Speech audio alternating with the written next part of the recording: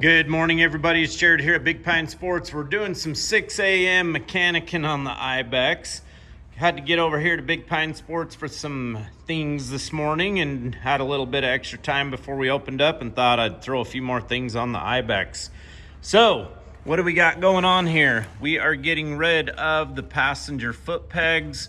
Not going to be needing those for this current build, so they are going away.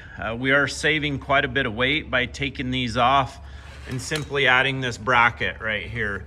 So pretty simple design, installation's a breeze, going to give plenty of places to tie stuff down.